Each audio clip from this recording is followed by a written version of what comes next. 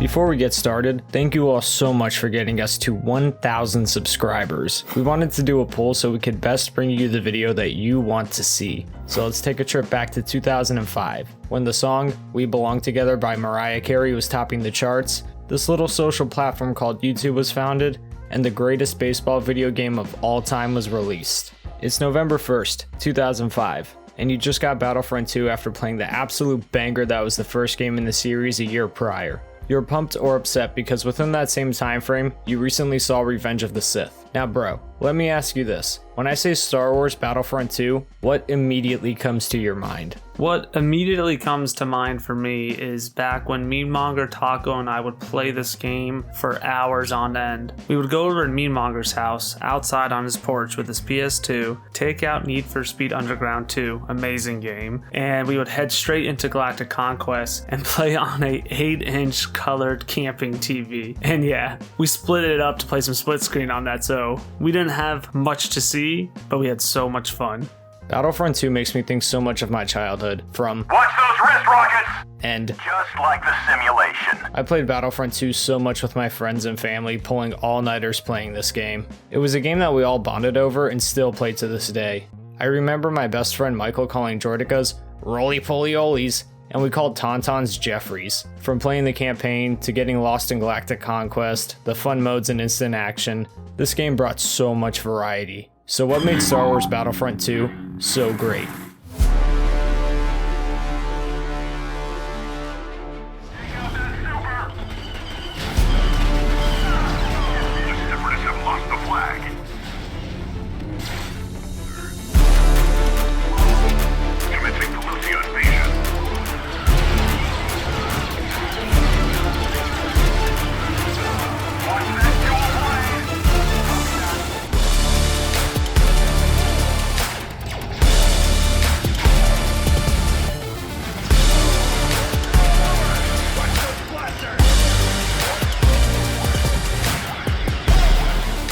What I remember about the rise of the Empire is how quiet it was.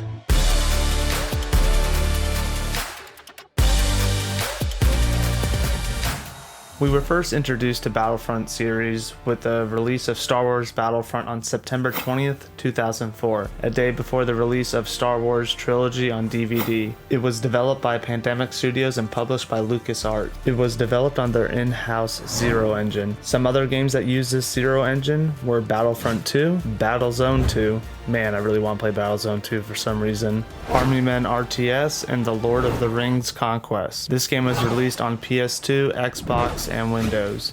This game, like its sequel, was conquest-based with a multiplayer feel to it. This game was a critical and commercial success. In an article posted by GameSpot on May 4th, 2021, Battlefront was ranked as the 9th highest selling Star Wars game. With this success, a sequel is on the way. Pandemic Studios was given less than 14 months to make Battlefront 2. Sequels seem to be a difficult task for movie and game developers to make. You have to build upon the original content without it being too similar and different enough for it to feel fresh. It was very difficult in the case of Battlefront 2 because they were given a year to make the sequel. Battlefront 2 was announced on April 21st, 2005, and Pandemic Studios released the game on November 1st, 2005, the same day Revenge of the Sith was released on DVD. LucasArts wanted fan feedback for the sequel and browse Star Wars forums, unlike their Sith overlord EA, which would end up dissolving this company and thus losing their identity. You are all traitors to the Empire.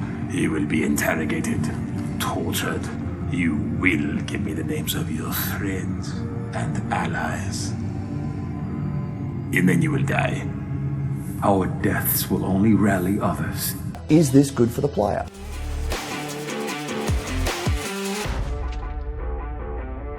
In any industry, a sequel has to expand upon the original. This is where Battlefront 2 thrived. The first game had a campaign, instant action, and Galactic Conquest. All these modes played pretty much the same, capturing command posts and taking down enemies on your route to victory. So let's take a look at what Battlefront 2 did differently. The campaign in the first game had you play through battles from the movies and threw some clips in from them as well. In Battlefront 2, it expanded it to its own story from the perspective of a 501st veteran during his time in the Clone Wars and transitioning to the Galactic Civil War, concluding on the Battle of Hoth. It's like reading the diary of a war veteran. Even though the Polis Massa raid was only a partial success, we finally had a lead on the whereabouts of the Death Star plans. Dear John. I've lost count. How many does that make? The campaign moved from being a standard battle to objective-based, which changes the gameplay in a nice way. Galactic Conquest delivered much more. You can buy bonuses, recruit new units, and each side starts with a standard infantry unit. You will command your fleet across the galaxy. Previously, you earned bonuses from conquering planets and picked a planet to invade. Battlefront II also brought the addition of space battles. It changed it up from having ships you could fly around on the map to all-out galactic space battles. Space battles stick with a similar theme to ground battles. Ships have different roles and amounts of health as a trade-off. Let's take a look at the A-Wing. It's fast, maneuvers well, but has a lower amount of health. The Y-Wing is slower but has more health, and the main cannon has a lower rate of fire. Its main purpose is to take down frigates and bomb spots on the enemy flagship. If you want to be a maniac, let's use the LAAT as an example. Land it in the enemy hangar and dismantle it from the inside. One addition in Battlefront 2's Conquest mode is that each faction has their own unique ending and shows you what their victory would have looked like in the Star Wars timeline. This mode went from being regular battles to adding various game modes. They are so much fun. You can play as Wampas, Jawas, Tusken Raiders, and much more in these game modes.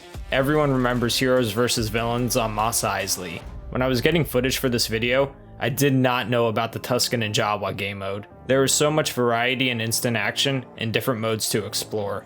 The gameplay added sprinting and forward rolling. My favorite addition was playable heroes. They brought in quite a few characters from the 6 films. Get out!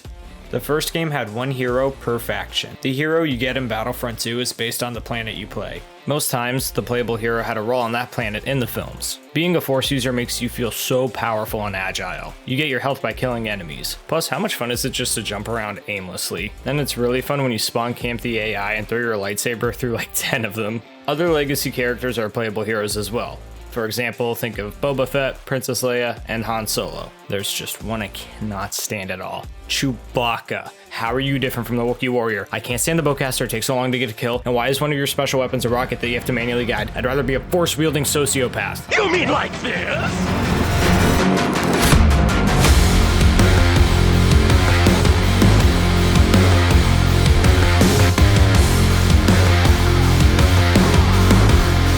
Man, I really missed the prone mechanic for some reason. New units and maps were added. There are 2 units that start as unplayable until you reach the required number of points to unlock them. Each unit has their own specific role.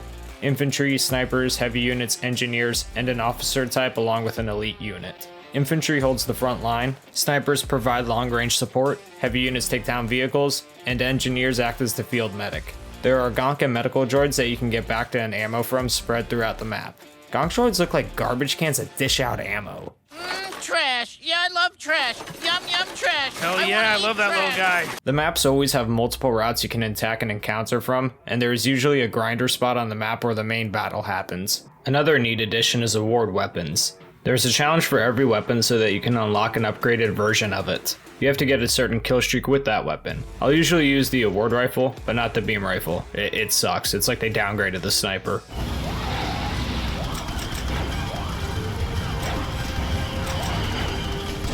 Also, I love that in the post-game stats, you can view your career. It makes putting more time into this game feel rewarding, and when you're a high enough rank, you start with the award rifle and a damage increase. Battlefront 2 keeps track of your rank, kill-death ratio, and lifetime medals. Plus, I can't think of any other games around this time period that allowed you to switch from first and third person. The Jedi Academy games kind of did that too. So, what didn't you know about Star Wars Battlefront II? When choosing the Clone Wars era for the Polis Massa map, droids won't die outside the station. This is logical as droids are not living beings. You know, they don't breathe air. Okay. Oh, why diet? This showed how the game developers were caring about small details.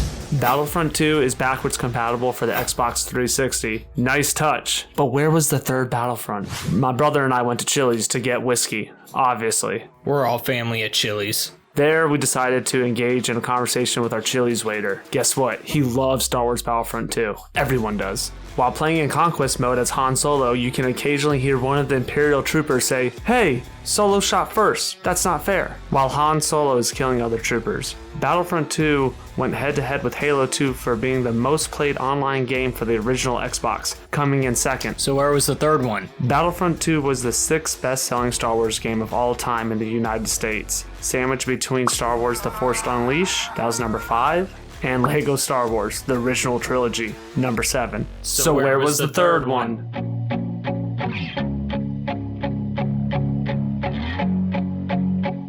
The story for Battlefront 2 is simple and effective. Plus, how awesome is it that they got Tamora Morrison to do the voiceover? This story is one of the earlier depictions of how the clones viewed the war and showed how dark it really was from their perspective. I love how the story is played in the background of major events of the films, and early on it builds up to Order 66. The Battle of Geonosis was a horrible display of the Jedi as generals, and many clones lost their lives because of it. So when the time came for Order 66, many clones were happy to oblige because the majority of Jedi did not care for their clones. Look at this guy as a prime example.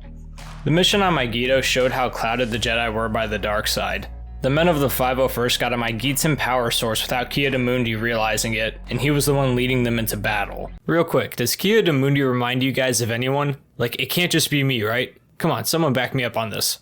Right, Fatty? Ki-Adi-Jim? They both have the old man head, the both old man long head thing going on. It showed the Jedi were vulnerable and they could be killed. Then in the following mission during the space battle over Coruscant, you see that the 501st is the backbone of the majority of battles they're in, but the Jedi took credit for rescuing Palpatine. General Kenobi and Skywalker took advantage of the opportunity we'd created and rescued the Chancellor. Took all the credit too. You get the feeling that the clones have resentment towards Jedi for not being treated properly or equally. When it comes down to it, they were really a slave army. Heart of Darkness, from the clones' perspective, has to be one of the most emotional missions. Only to be met with the month after month of flesh-eating diseases, shrieking nocturnal predators, and other sights that haunt me to this day. Aayla Secura was the major reason the 501st got off Felucia alive. That also shows the difference that one Jedi can make in battle. The narrator says he hopes her death was quick and painless. That's how it ended up being in Revenge of the Sith. Her battalion respected her more than most other clones respected their Jedi generals. Her legion wanted to give her a quick and painless death. That's why they shot her so quickly and rapidly. Then this scene puts everyone in their feelings, knowing what is to eventually come. Aayla Secura made a point of seeing us off personally, calling us the bravest soldiers she'd ever seen. It's a good thing we were wearing helmets, because none of us could bear to look her in the eye. I like the Legends explanation for the clones following Order 66 because they were brainwashed and given Republic propaganda their entire lives. It also gave them a bit more free will in a sense. It wasn't just an inhibitor chip that went off and made them execute the order. They were in control and fully conscious of what they were doing. And this also made the clones somewhat conflicted and emotional about Order 66. In Legends, some clones disobeyed the order to help save their Jedi leaders.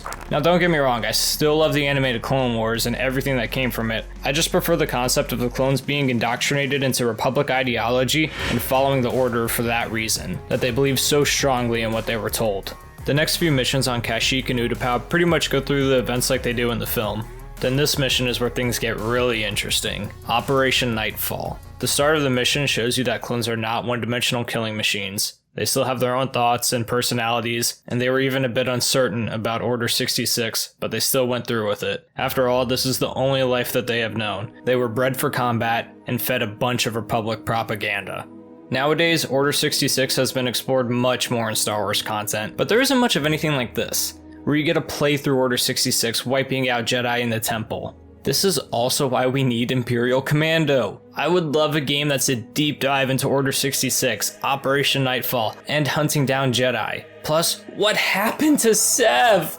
This game is no longer canon following Disney's purchase of Star Wars, but the 501st being Vader's fist did remain canon. The 501st in this game served directly under Vader. They would be one of the most feared legions in the galaxy. I love how the next few missions explore the Empire seizing power throughout the galaxy and show some of their early formation. The mission on Mustafar is so unique. A Geonosian is trying to resurrect the droid army. This idea is kind of used in the Vader comics by Marvel, where he tries to create his own droid army. This mission isn't just awesome because it's two factions from two eras facing off against each other. It's also logical. The CIS has been in a power vacuum for a while now since Dooku and Grievous have died, so some insurgent tries to start up his own radical movement, and the Empire takes notice of it and goes to wipe out the insurgency. The following chapter, Changing of the Guard, is one of the most memorable in the game. The Kaminoans created their own army to fight the Empire. The 501st went in with Boba Fett, since this is where he grew up. When the Bad Batch came out, I was desperately hoping this would be a plot thread explored in the first season. This uprising didn't happen, but we still got to see a lot of other cool things in that show, and one of them was the fall of Kamino. The Kaminoans would be another failed attempt at starting a rebellion. It's also really dark since the 501st are killing their own brothers. I wonder if any of these ideas were inspiration for the Battle of Umbara. As a result of the Battle of Kamino, future soldiers would be cloned from different templates, and this created friction within the 501st. There is a lot that you can interpret from this line from the narrator. Though the 501st itself remained pure, the rest of the Imperial Army gradually became more and more diverse. We never really got used to the new guys. His dialogue is always interesting and well written. It gives you a first-hand perspective of the war. The 501st were the best, so they definitely had some ego and a superiority complex. The writing is mature and makes the progression of time and events feel natural to the player. The 501st eventually went around with Vader looking for the plans for the Death Star, so, you know, they weren't there when this happened. During your search for the Death Star plans, the game continues to do some world building. You fight as the Empire in the early days and see their formation, and you fight against the beginning of the rebellion. The 501st even began to notice what a threat this rebellion was becoming. The mission on the Tantive 4 is a fun one. The story takes us through moments we know as Star Wars fans, but it makes it unique and fresh viewing it through the eyes of a disposable soldier. Plus, even the men of the 501st had a certain amount of fear for Vader. I mean, like everybody should, he's terrifying. The majority of the 501st were killed when the Death Star was destroyed. The mission on Yavin is a great and logical idea. The rebels took out the main symbol for the Empire, so they launched an immediate counterattack. In a rage and fury, the 501st wanted revenge for all their lost brothers. The Empire wanted to keep the momentum going, so the Empire strikes back. See what I did there? It's episode 5, and now you play on the Battle of Hoth. Anybody? The Battle of Hoth plays out the same as it does in the film with the Millennium Falcon escaping. The Empire seizes the day, and the voiceover concludes in the same fashion as the Empire strikes back. The fate of the 501st would fall with the Empire during the Battle of Endor.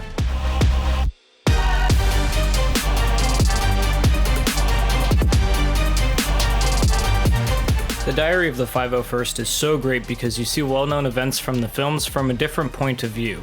You see what it was like for an ordinary soldier and how heartbreaking events throughout the films were for the average soldier. You are taken on a journey from a soldier's tour of duty and experience the shift to the rule of the Empire. The way the cutscenes are presented is brilliant. They look hazy, like recalling a distant memory or a dream. The clone is recalling events and the passage of time is presented by his memories dipping in and out of black. It's a great idea having the voiceover being done by an unknown soldier. In war, soldiers will keep memoirs of the battles that they served in, so it makes the sci-fi setting feel more grounded and relatable because of this. The story offers such a refreshing perspective, and that is a big theme to take away from the Journal of the 501st. A newfound perspective for what can take place in historical events.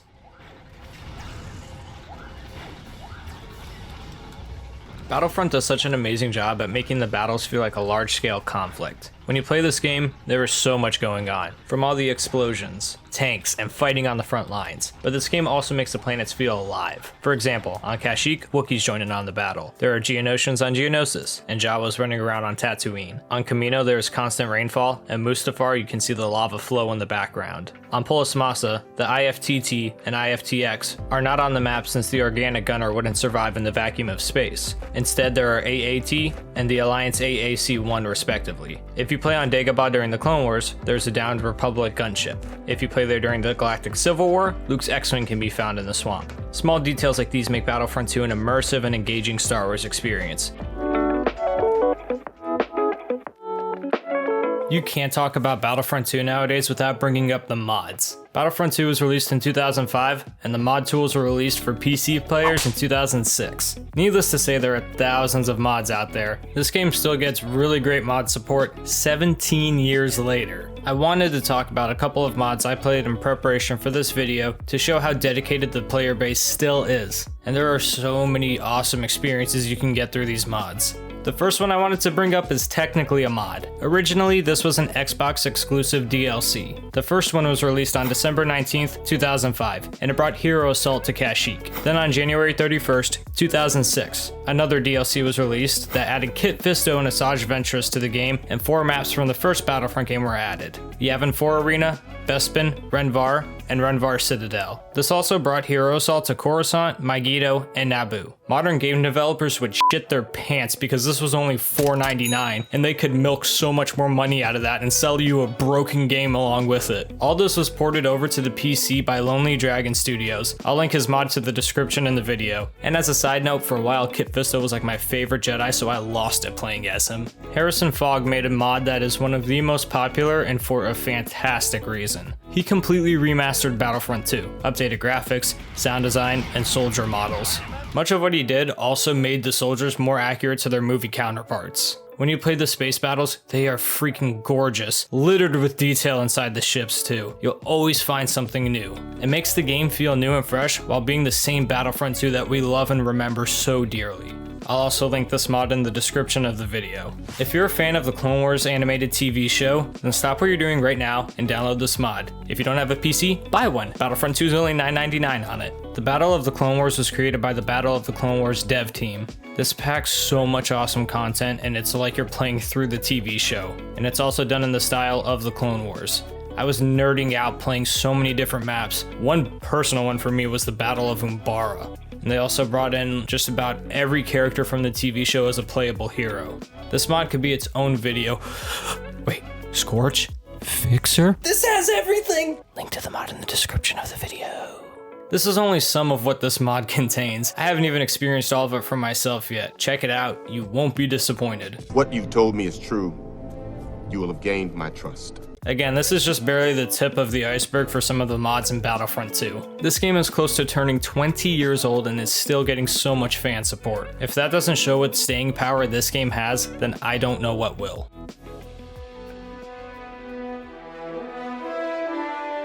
It's abundantly clear that to this day, Battlefront 2 has a very strong legacy. Let's take a look back at the initial sales and reviews for the game. The console releases were received very well, with an 84% from GameRankings and an 84 out of 100 from Metacritic. The PC and PSP versions scored around 71 and 69%. A drop off, but still not too bad. But on the other hand, the PSP version sold over 500,000 copies. I really didn't know this. A lot of you left comments with how great the Wii version of The Force Unleashed was, so maybe I need to check out the PSP version of Battlefront. In 2007, it was the second most played Xbox title. Also by this time, Battlefront 2 surpassed 6 million copies sold. In 2008, it was the third most played title on the Xbox. These figures show how much replayability this game has, and in 2009, it reclaimed second place again 4 years after release. Xbox Live servers shut down for Battlefront 2 on April 15th, 2010. On May 14th, 2014, the servers hosted by GameSpy shut down. Then on October 2nd, 2017, the Phoenix rose from the ashes. A patch enabled multiplayer for Steam and GOG crossplay. Like we mentioned earlier in this video, this is the 6th highest selling Star Wars game in the US. This game had a strong launch, a passionate team making the game, and they look to expand upon the original. This is where the new Battlefront series failed monumentally. The first one was a cash grab that was content dry as hell. It was so freaking boring.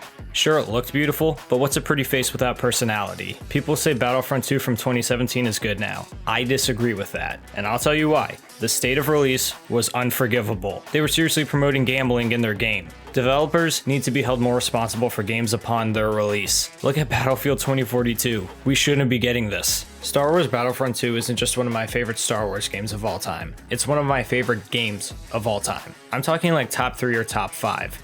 This game has so much replayability with Galactic Conquest, building your army, strategizing for how you want to conquer the galaxy.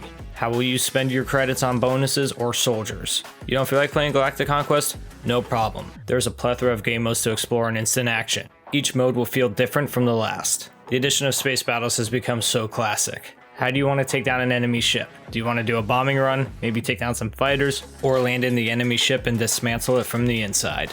And the campaign's only about 2 hours, but it's packed with such amazing storytelling. We got all this in 14 months. And the beautiful thing about it, it had appeal outside of just the Star Wars fanbase, because people loved it for its gameplay that much. Star Wars Battlefront 2 is all about options and how you want to play the game. You can create your own Star Wars experience, and with big battles it makes playing with friends even more fun.